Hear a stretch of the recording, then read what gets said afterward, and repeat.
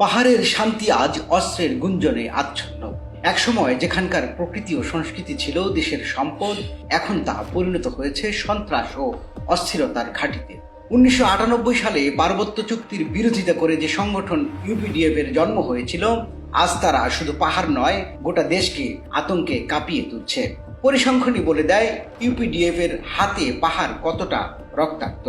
332 জনকে অপহরণ, 124 জনকে হত্যা, 42 জনকে আহত করা হয়েছে। তাদের হাতে রয়েছে সাবমেশিন গান, AK-47, sniper rifle, rocket launcher, grenade, এমনকি ড্রোন, যা কেবল পাহাড় নয়, দেশের আকাশে শঙ্কা ছড়িয়ে দিচ্ছে। শুধু হত্যা আর অপহরণ নয়, ইউপিডিএফ পাহাড়কে বানিয়েছে অর্থনৈতিক ব্ল্যাকমেইলের স্বর্গরাজ্য। অন্তত 305 কোটি টাকা চাঁদাবাজি, মোবাইল টাওয়ার কোম্পানিগুলোকে ভয় দেখিয়ে কোটি কোটি টাকা হাতিয়ে নেয়া, আর নেটওয়ার্ক ধ্বংসের হুমকি।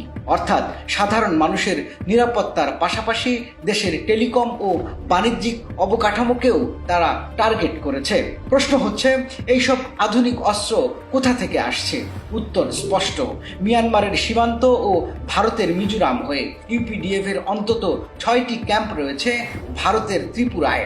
সেখানেই হয় অস্ত্র পাচার, প্রশিক্ষণ ও পরিকল্পনা। কিন্তু ভারতীয় নিরাপত্তা বাহিনীর চোখের সামনে এই ক্যাম্পগুলো গড়ে উঠলেও কেন তারা কার্যকর পদক্ষেপ নিচ্ছে না? এটাই এখন বড় প্রশ্ন। ইউপিডিএফ শুধু সাধারণ মানুষ নয়, সরাসরি সেনাবাহিনীর উপর হামলা চালাচ্ছে। শুধু 2025 সালের সেপ্টেম্বরে গুইমারা ও খাগড়াছড়িতে তাদের ডাকা হরতাল, অবরোধ ও অগ্নিসংযোগে আহত হয় 11 সেনা সদস্য। অর্থাৎ তারা শুধু পাহাড় নয়, রাষ্ট্রের প্রতিরক্ষা ব্যবস্থাকেও চ্যালেঞ্জ ছুড়ে দিচ্ছে। অথচ এত সন্ত্রাসের মাঝেও আমাদের সেনা ও আইন শৃঙ্খলা বাহিনী প্রাণপণ চেষ্টা করছে দেশকে রক্ষার জন্য। সীমান্ত পাহারা, টহল, অস্ত্র উদ্ধার অভিযান, সবখানেই তাদের ঝুঁকি নিতে হচ্ছে। তাদের দৃঢ়তা প্রশংসার দাবি রাখে।